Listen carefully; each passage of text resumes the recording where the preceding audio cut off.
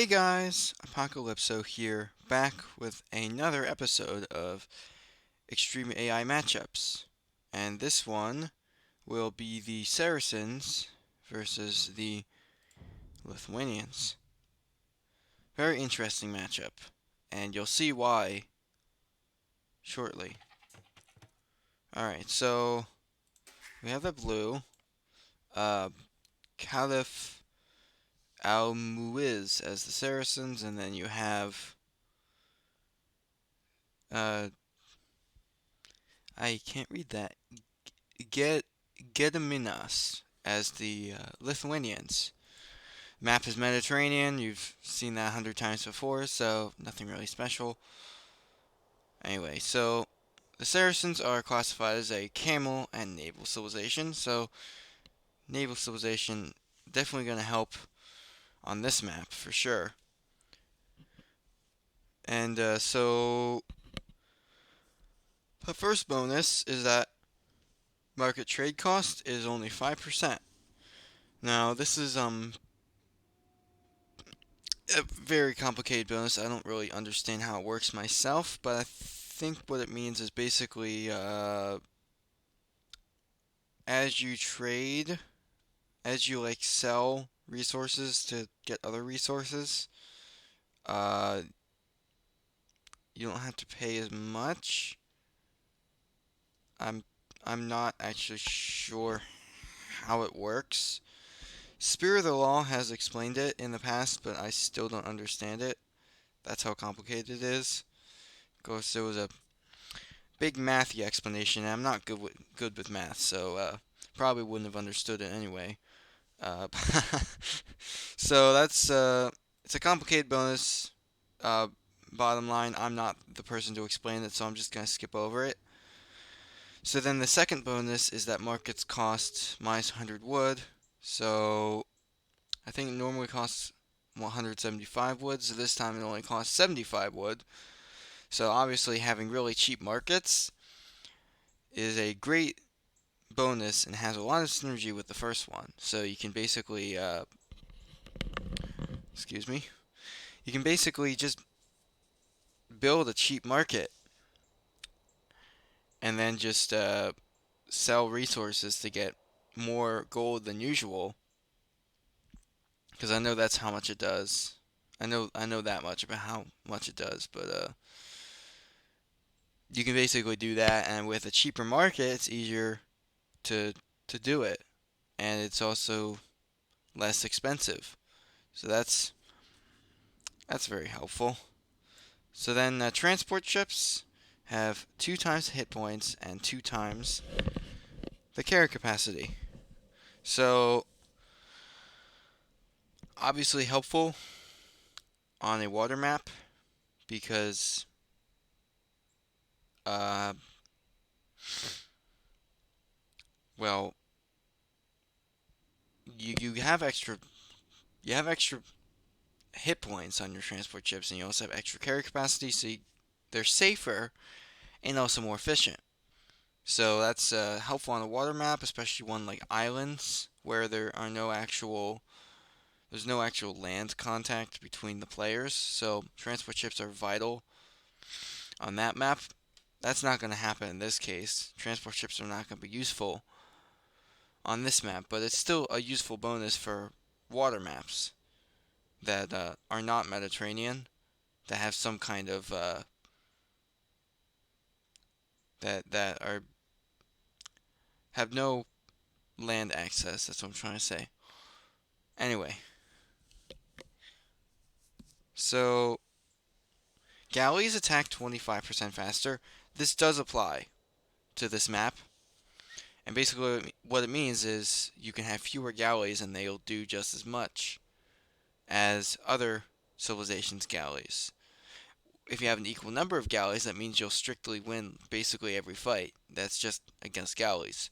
Of course, against fire ships, that's not going to be a good matchup regardless. But the point is, in strict galley to galley fights, they're always going to win uh, against a generic civilization. Now, there's some other civilizations that might be able to win against the Saracens, But the Saracen galleys are some of the best in the game because they attack faster. So that's one thing. So then, next bonus is that camel units have plus 10 hit points. Let's see if it any other civilization with camels doesn't appear to be the same. So this is 110 versus 110 and 130 versus 100, 120.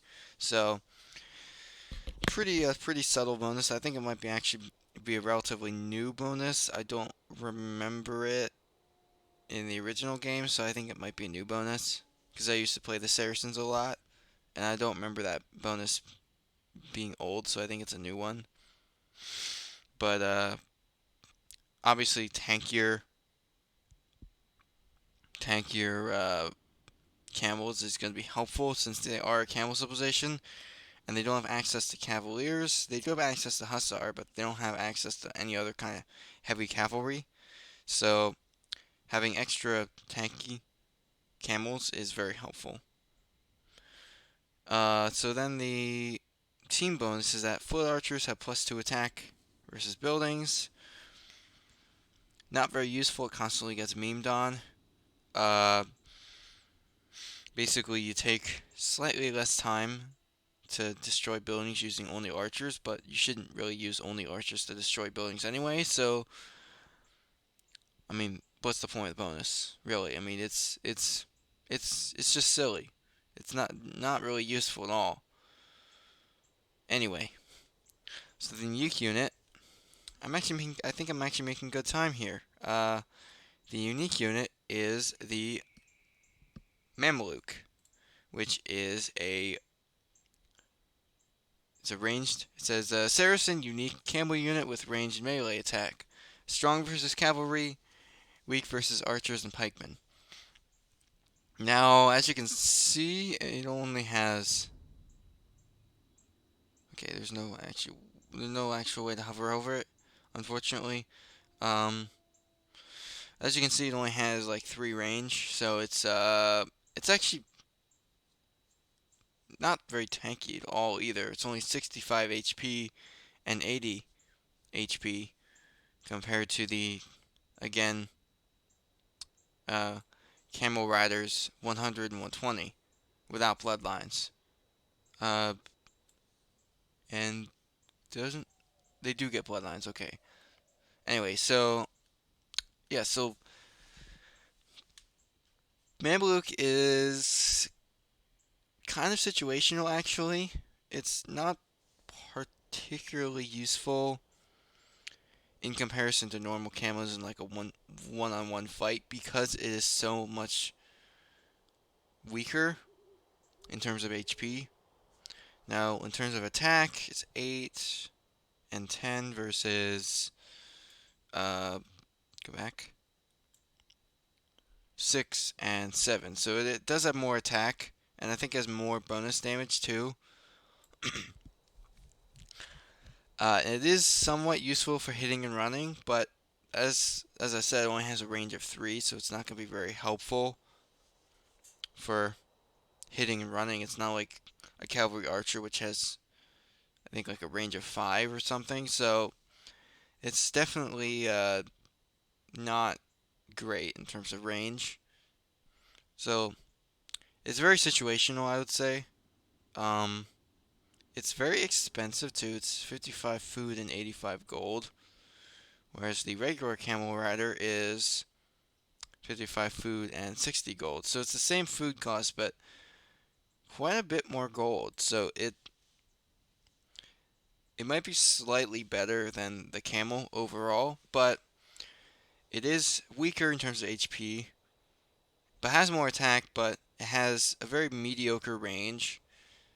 So it's not much of an improvement for its cost, so it might just be better going off with the regular camel. But anyway, that's enough about the Mamaluke. The unique techs are Zealotry. Camel units have plus 20 hit points. That's the first unique tech. So thing about zealotry, it used to be in the Imperial Age, but it actually got moved down to the Castle Age when they received a new unique tech, which actually makes it a lot more useful now than it was before. I think it was always plus 20, but maybe it was maybe it was plus 30. Anyway, you get basically the same effect. If it was plus 30, you get basically the same effect with the hit point bonus plus the tech. So the two of them together give the original effect of zealotry if it was plus 30, which I think it might have been.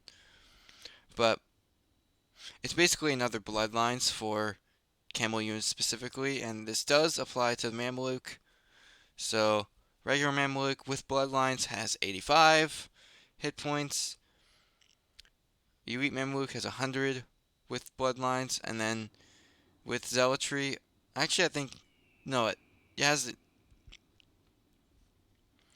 the HP bonus as well. So that would be 105 with the HP bonus, and then 110 for the elite, and then with zealotry that is also, I'm losing track here.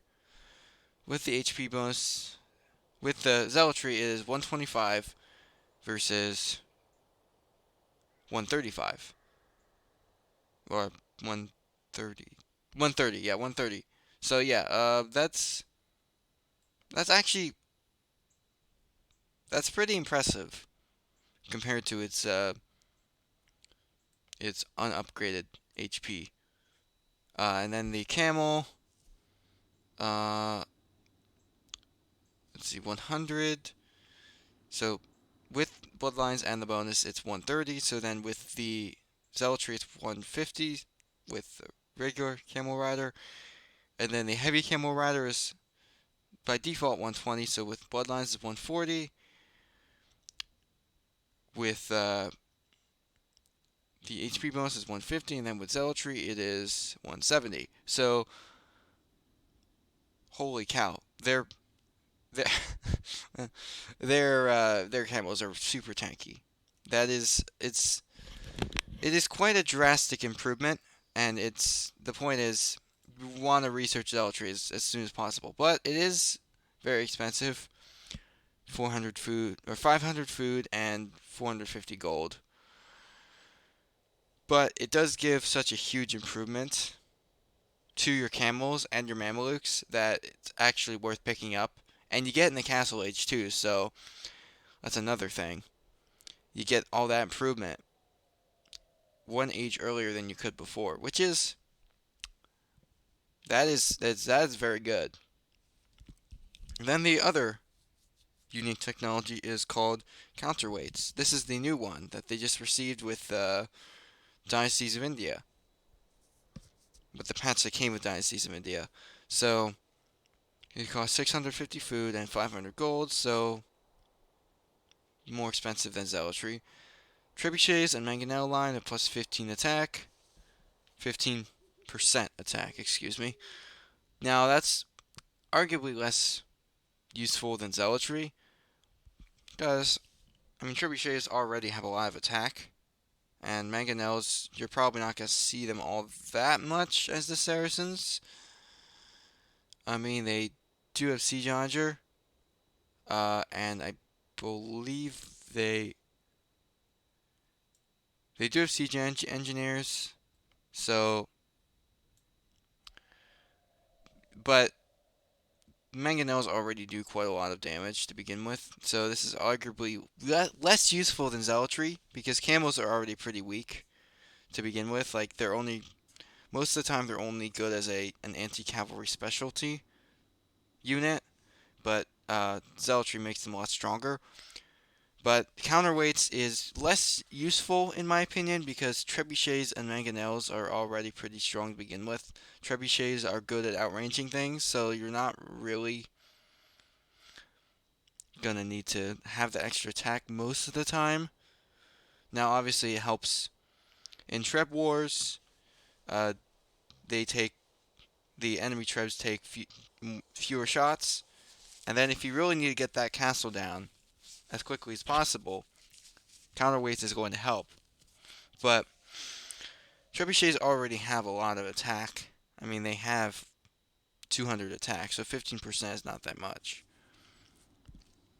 Anyway, that's my 2 cents about counterweights.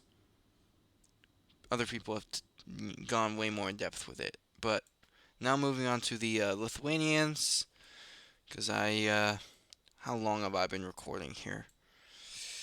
15 minutes. Actually, I think that's pretty short, actually. I must be learning to become more concise. But anyway, so the Lithuanians are a cavalry and monk civilization, which you'll see how that's relevant. No, you'll see how that designation is, how it makes sense. So the first bonus is that they start with plus 150 food, which is actually quite a lot. Let's see. How much food do the Lithuanians start with? Okay, so actually, yeah, they already queued up the villagers, so they start with 350 food, which is half the cost of Dark Age. So you can get some pretty ridiculous Dark Age times with the Lithuanians if you use that extra food bonus quite well. Yes, so 350, of course, is half of 500. 500 is the necessary amount needed to get to the feudal age. So it is a very, very forgiving start for the Lithuanians. The Lithuanians might be a very good beginner civilization just because you start with all that extra food. But it is the only economy bonus you actually get, so you have to make sure to use it wisely because it's the only help you're going to get with the economy. So that's basically the bonus in a nutshell. It's that's how it's helpful. So then the spearmen line and skirmishers move 10% faster.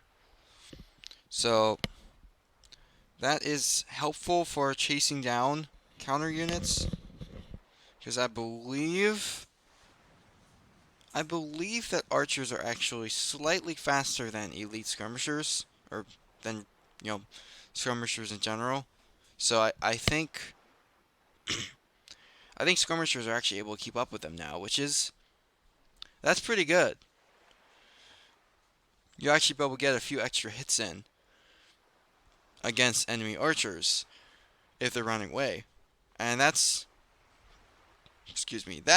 is a helpful bonus. That's a helpful bonus. Being able to chase down enemy archers, or at least be able to keep up with them, makes it harder for them to flee from your army. Let me move so I don't have this annoying water.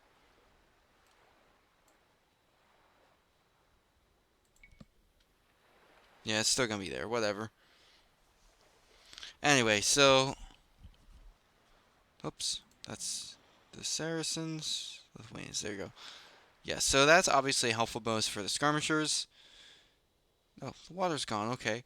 Anyway, so for spearmen, cavalry are already a lot faster than spearmen, so it's less useful. But what you can do is you can basically, it makes it easier to corner them if they're moving around your base, and then you can just sort of take care of them that way. So then your spearmen just become overall more threatening when they move faster against enemy cavalry.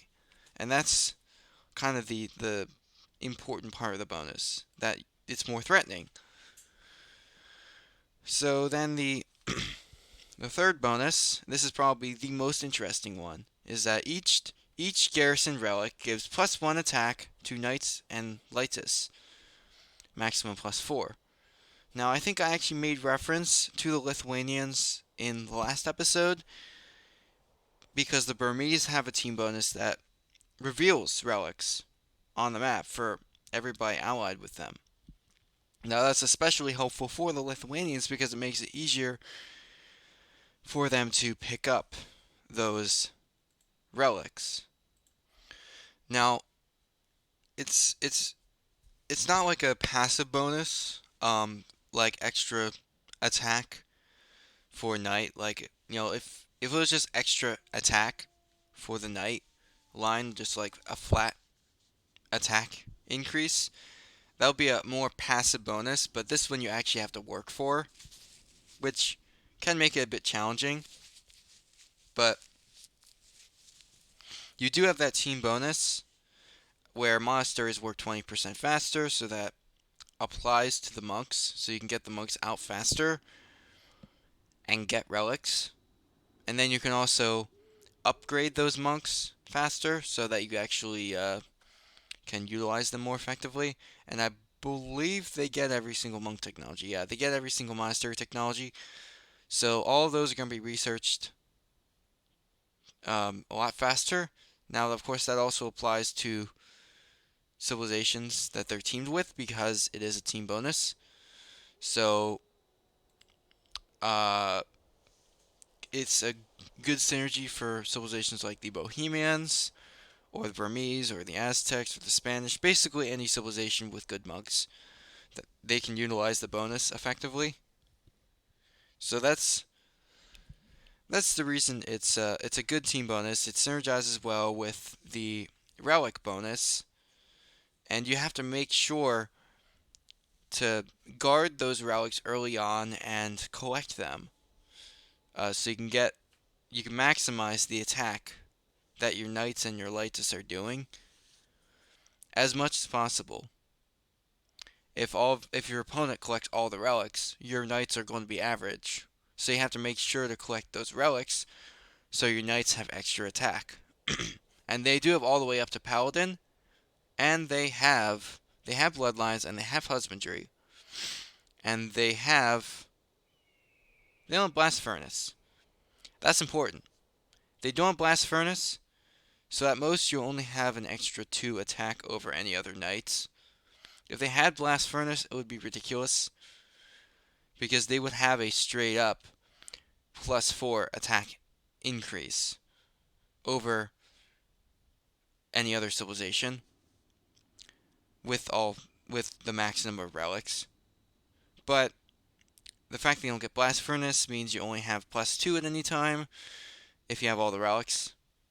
So it's actually not as broken as it sounds, but it's definitely still a good bonus that should incentivize collecting relics. So that's basically the gist of the Lithuanians bonuses. I jumped around a lot with the relic bonus and the team bonus, but they were kind of interconnected, so that's part of the reason I did that. It was they were related. So moving on to unique units. Castle. There we go. Lightus. Lithuanian unique cavalry unit with attack that ignores armor. Strong versus armored units. Well, that makes sense. So, what does this mean? Basically, it only specifically ignores melee armor because the Lightus only does melee damage. So, but it doesn't do anything against high pierced armor targets, which makes sense because the Lightus doesn't do pierce damage. So when it says armor, ignores armor, it means melee armor. So that's an important distinction. Unlike the Obuch, which tears away both melee and pierce armor, the Lightus's armor, the Lightus armor ignoring only applies to melee armor. So basically, the Lightus is the originator of the Dravidian Wootz steel effect, which I think I talked about in depth. I might have talked about in depth, but the Lightus is basically the unit that originated that effect. So it's a similar mechanic, and it is good against units like the Teutonic Knight because that has a lot of melee armor. And I think they're actually pretty good against knights too, because knights tend to have quite a bit of melee armor. Um, they have mostly pierce armor, but they do have 2 melee armor, so unupgraded, so they just kind of ignore that. Um, which is why the Lithuanians are also a very strong cavalry civilization, because they have the cavalry with extra attack from relics, and then they have the Elitis, which ignores armor altogether. And that's just it's a good unit. And of course it becomes even stronger with relics, so it just becomes a ridiculous unit. It already has so much attack to begin with. So the Elitis is just a very, very strong unit. Now the other unique unit, excuse me, is the Winged Hussar. Um, Unique to Poles and Lithuanians, fast cavalry for scouting and raiding, resistant to conversion, strong versus monks and gunpowder units, weak versus pikemen and camel riders. And I think I talked about it with the Poles, because it says it's a unique unit, but it really isn't, because it's basically shared between the Poles and the Lithuanians because they were closely related at some point. They had a strong partnership.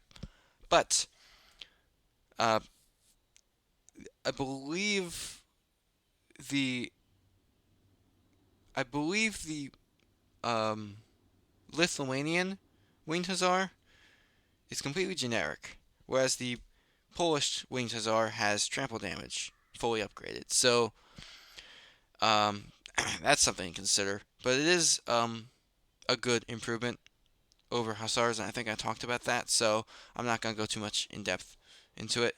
So then the unique techs are hill forts, where town centers have +3 range, so town centers don't normally have a range increase because the Teutons had that bonus back in the original Age of Kings and it was just too broken, so they don't they can't normally improve their range with any upgrades.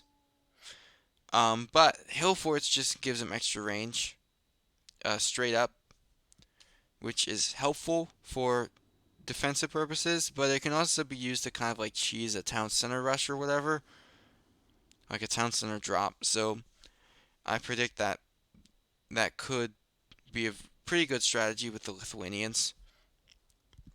So then the other unique technology is tower shields, where pikemen and skirmishers receive +2 pierce armor. Now, the thing that Spirit of the Law covered is that they're missing plate mail armor, which normally gives you +2 pierce armor anyway. So their pikemen are completely average in terms of pierce armor with tower shields, but they have 1 fewer melee armor, which is not helpful.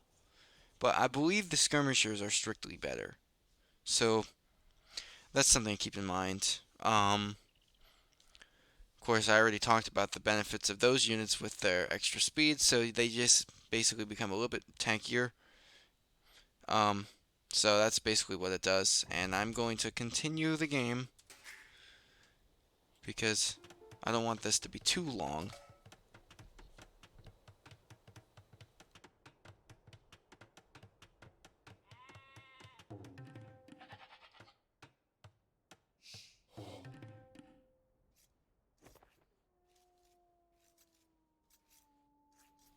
And yes, I am going to skip forward.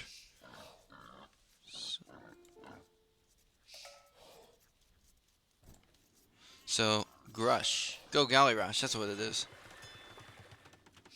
I think that's something the Incas and I think that's something the Incas tried to do. In the very first episode of this series. I think I mentioned that in the past episode. I don't think it was the last episode, but it was like an episode before that, I think. Here we go. They just successfully bored a lore. Or Lord of Boar, excuse me. They also successfully did it. Anyway.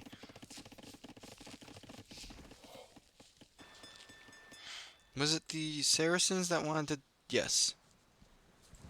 Which is actually really, that would actually be a really effective strategy for the Saracens because, remember, they fire faster. So, actually, a galley rush is not a bad idea. And they're also building a dock, so, um, but they already have 2 fishing ships down. Whoop. Alright, so he's on the way to the feudal age now, so adding another lumber camp, that's oh wait, that's the only lumber camp. He built on the opposite side to where his lumberjacks are for some reason. I don't understand. I don't understand why he did that. Anyway, everything's looking good for him.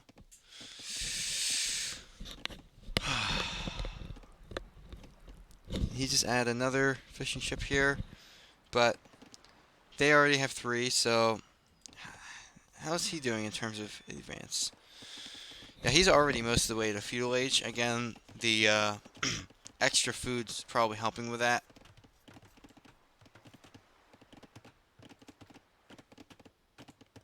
Actually, it seems they're about the same, actually.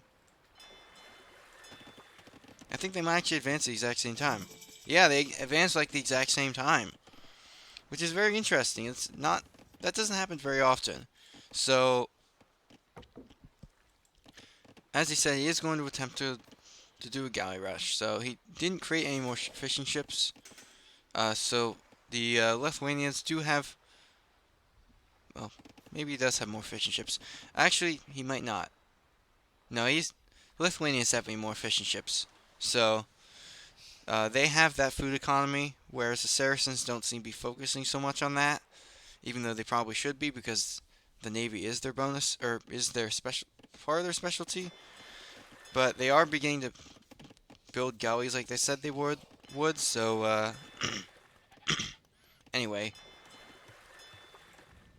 so he's building a blacksmith, presumably to get fletching, because fletching does affect galleys. He's also building a market, probably taking advantage of that market bonus. Okay.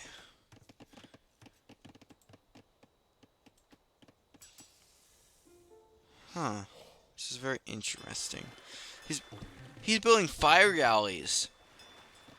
Oh dear, that's not gonna go well for the Saracens, because fire galleys counter regular galleys, so that's not gonna end well for sure. Yikes. Well, we'll see what happens there. Oh boy. Oh boy. Oh boy. Oh boy. Oh boy. Oh boy. Oh boy. Oh boy. I think he's going to get kicked out of the water. I think he's seriously going to get kicked out of the water here.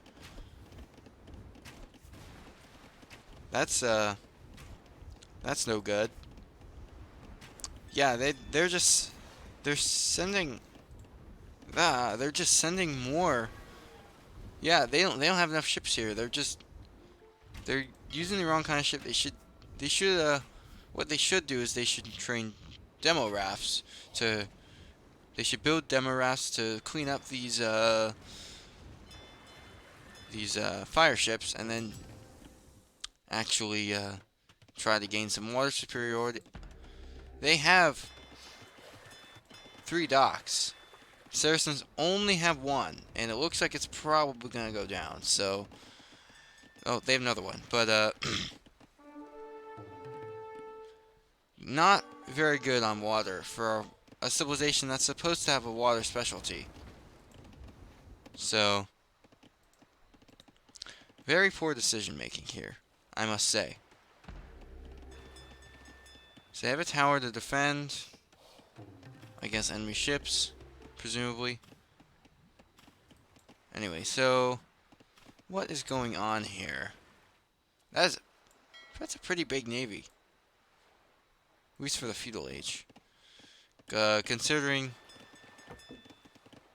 the Saracens have like 1 ship, it's about the only thing. Idle fishing ship. was in terms of like land military. Actually, I think it was the last episode that was Mediterranean, because I remember the Burmese didn't build a land army at all, and looks like both players are kind of doing the same thing. They're prioritizing the navy for some reason. What's going on? Okay, they're just patrolling. Is he? He's still going for galleys. Very insistent on that.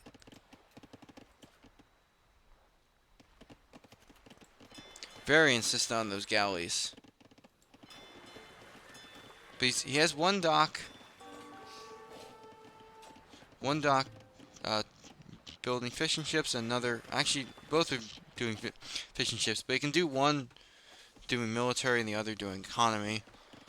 But, for some reason they decide not to attack. Maybe because of the tower. I don't know. Anyway, the Lithuanians do currently have the lead. One idle fishing ship. Alright, what's gonna go? Yep, so... it's going about as well as I expected it to. Yeah. Building a lot of fishing ships here. He's not going for any land military though.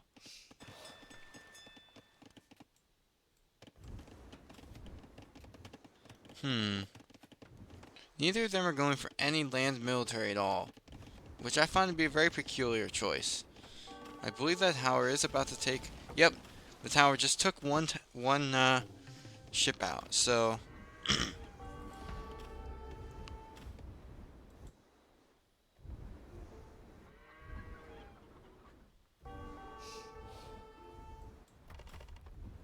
Okay, he's on the way to Castle Age now, but that's probably not going to do all that much.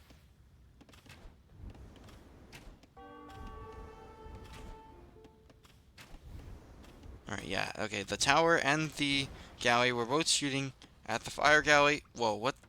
That was like a weird teleport. She went inside the tower, but then immediately ejected, so it looked like she teleported. Holy cow, look at this navy. That is a lot. They really need to get their numbers up here. Not that having large numbers of galleys would work against large numbers of fire galleys. So, things are just not going well for him, I would say.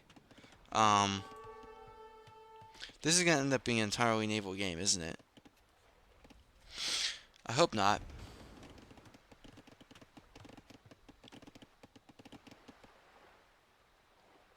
They just keep... That's so weird. I don't know why they're doing that. Are the Lithuanians... The Lithuanians might try to go for relics as soon as they hit the Castle Age.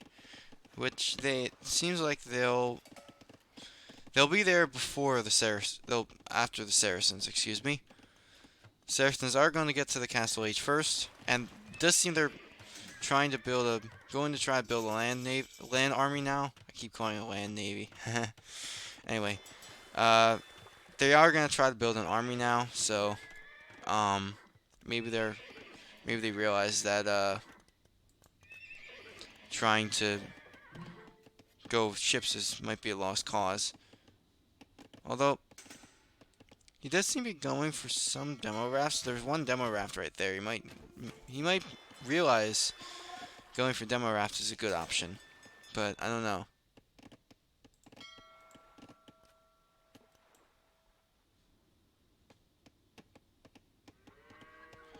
But here's the...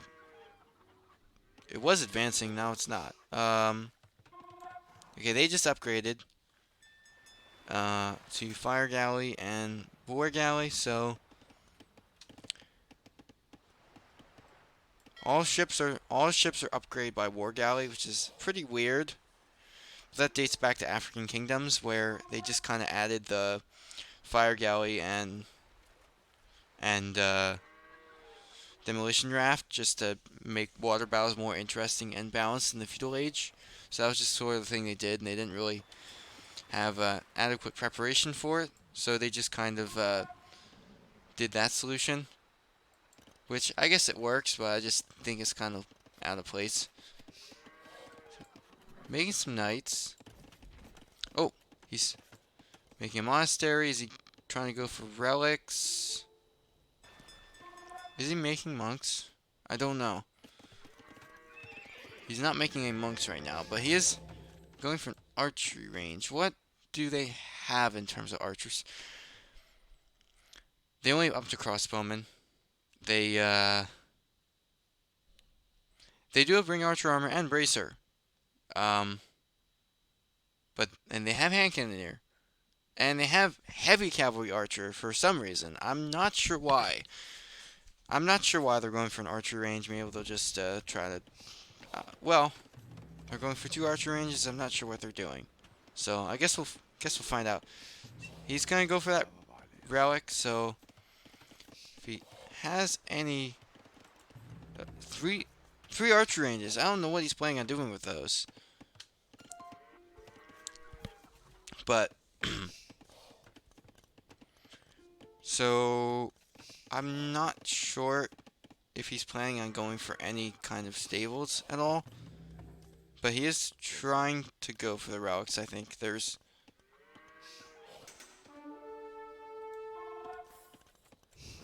oh boy, oh boy, that's not gonna do much though.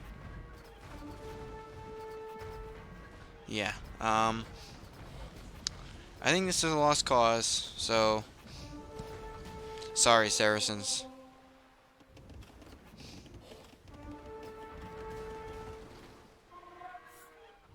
I don't know what all that stuff means. Oh, he's going for spearmen, so that's very... oh, what's going on here? Is he trying... oh, he's gonna...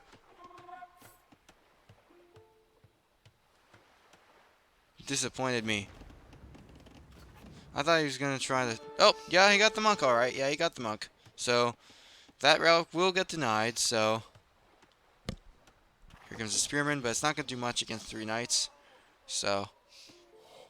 ooh, now going after the wood line, so... pretty good rating. Yeah. He is gonna lose a few villagers here. Yeah. He's losing some villagers, so that's pretty big. Pretty good raid. But he does have control over the water. And yeah, so that's a bit of a problem for the Saracens. Alright, so what's gonna oh, he's just got another relic. Okay, so he does not have any knights though. Unfortunately. So we can't actually see the bonus in action. He does have a stable, but he's not using it to make anything.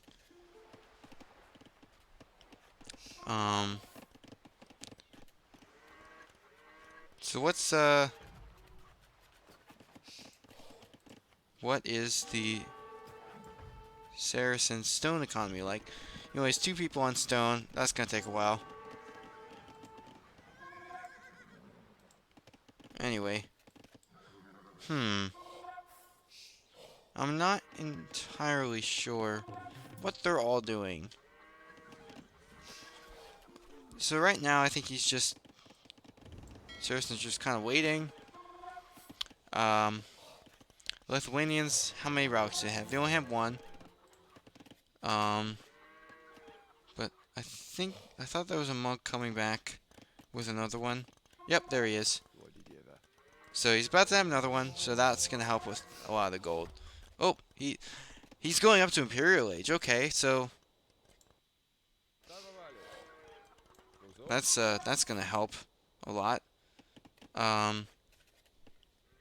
Still no knights though, which is very odd. He's getting bloodlines, even though he doesn't have any cavalry.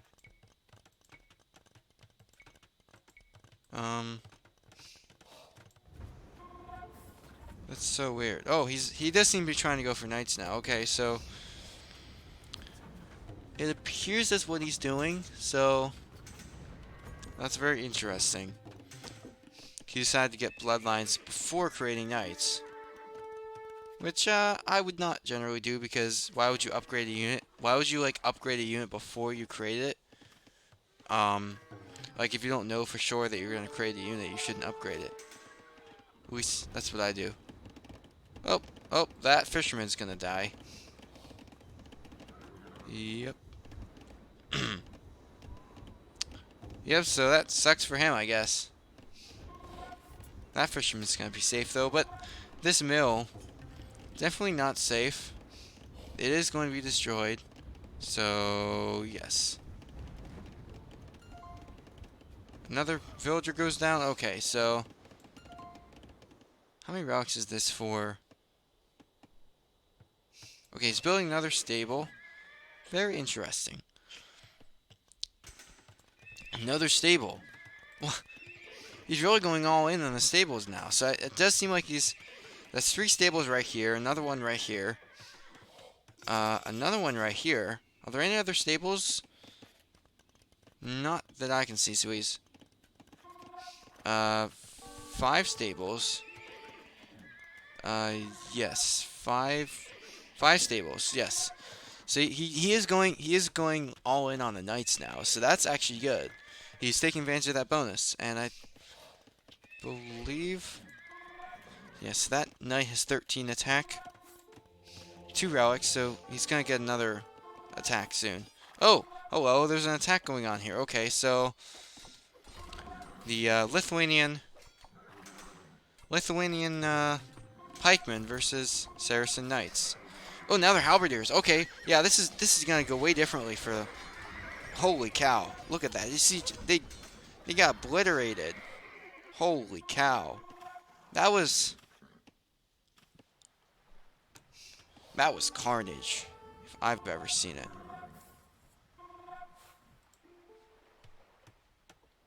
Yeah, that was quite something.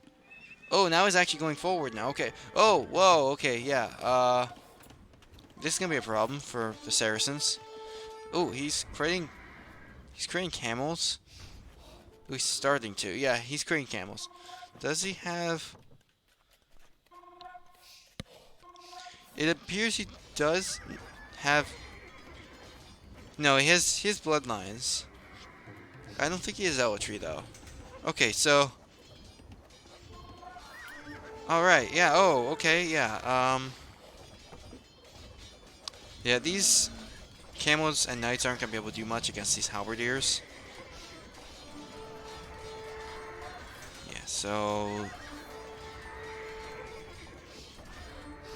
Yeah. Yikes. This is quite the intense battle. Oh, now he's cavalier. Okay.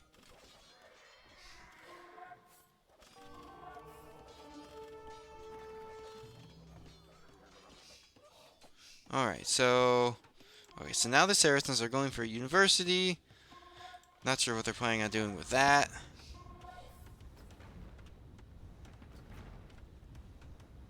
Sorry, man. You're gonna lose that dock. Try and build another dock, but, yes, that one gets destroyed. This one's gonna get destroyed, too. I'm gonna take this opportunity to turn down the volume a bit. I don't want to blast the viewer too much. Anyway, so. Oh, yeah, he's going, like, all in on skirmishers. Which is actually not skirmishers, halberdiers. He's going all in on halberdiers, which is a really good play, considering the, Saracen's army composition here. So these units are just kind of melting away before the halberdiers. Yeah.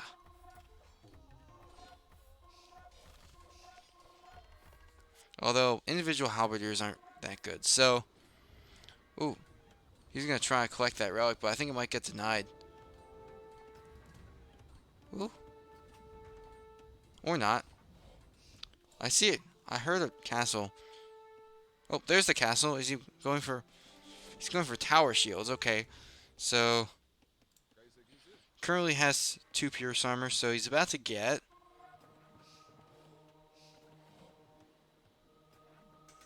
Now he's 4. Okay, so...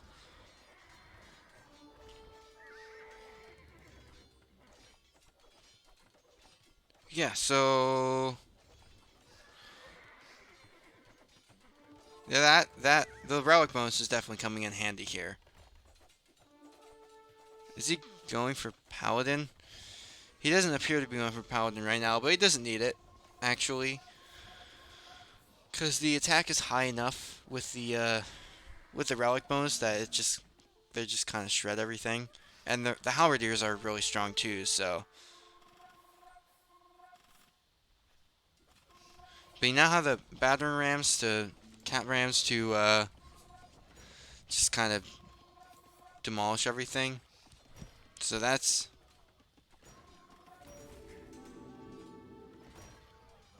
Yeah, so... Not going very well for the Saracens, I would say. Of course, that's a normal knight versus a cavalier, so it's obviously going to lose.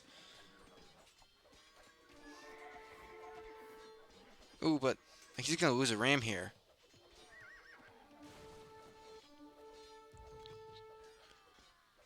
Navy's still doing its thing. Trying to build a market. Oh! Saracens are trying to build a castle here. But he only has 2 villagers on the castle, and it gets denied. Okay, so truly a doubt castle. Holy cow, that's a lot of military. What's the military production like for the Saracens? Mostly camels and knights, light cavalry, some crossbowmen. But going for another stable. Going for another archer range. How many rucks does he have? He has only 1.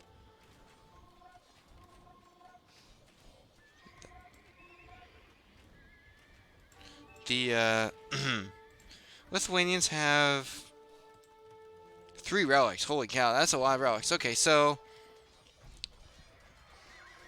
these halberdiers are just shredding everything. That's what they do. They shred. Specifically cavalry. They're like the paper shredders of cavalry.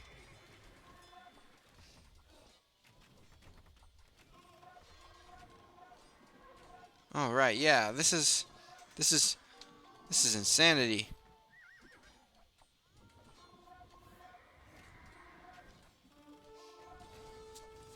Cavalry just can't do much against this army, really.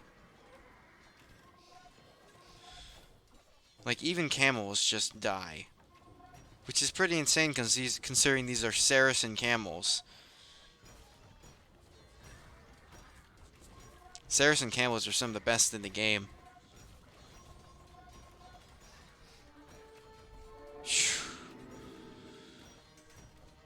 Ooh, he has 4 relics now. Holy cow.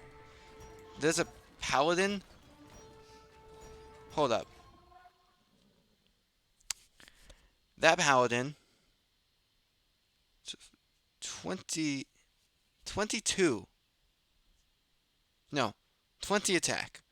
14, 15, 16, 17, 18, 19, 20... Yes. 20 attack on paladin. So that's a lot. 180 HP. So, quite a beefy unit. As long as he keeps those relics, which he probably will because, you know, he's currently winning. Yeah, so not going well for the Saracens at all.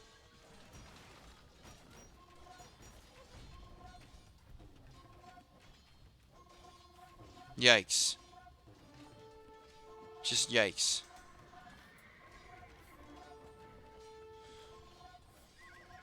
Waiting for the resign. I'm waiting for the resign message because there's really not much they can do. They can't really do much of anything at all. Tried to build a stable there, but it didn't work. Okay, now they have skirmishers. Not sure why, but they have them regardless. What's going on? Alright, yeah, this is a very powerful army from the Lithuanians here.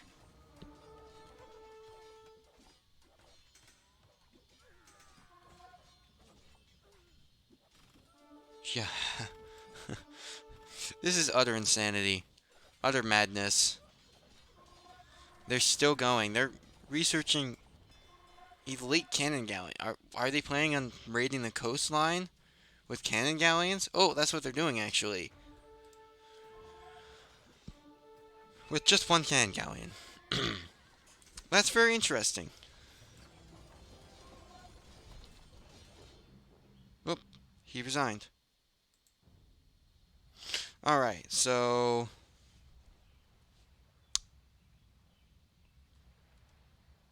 Yeah, so what could he have done here? Probably he could have tried going for those beefy camels, like, even more.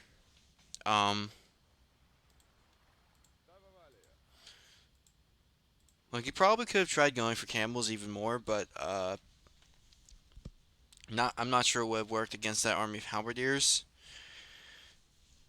I'm not, I'm really not sure what he could have done differently. I mean, he was clearly just outplayed. So, not much you could have done. I'm sorry. Sorry, Saracens. I mean, I like you. I like how you play. I used to play you a lot, but there's not really much you could have done here. The Lithuanians are just really strong. But anyway, this is quite the match for sure. Statistics: largest army 31 versus 114. Units killed 368.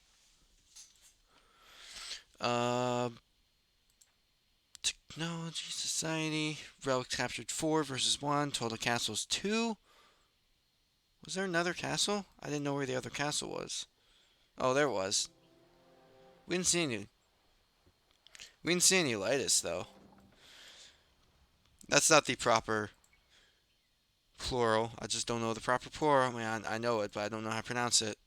I don't really remember it. So, sorry. Timeline.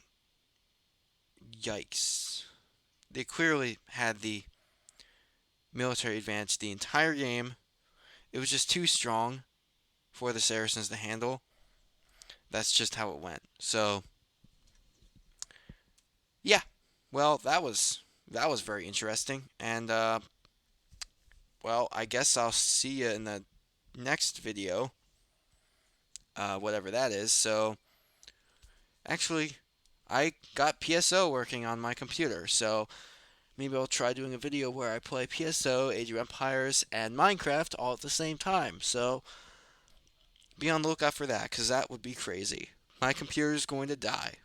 Anyway, I hope you have a good day, and bye.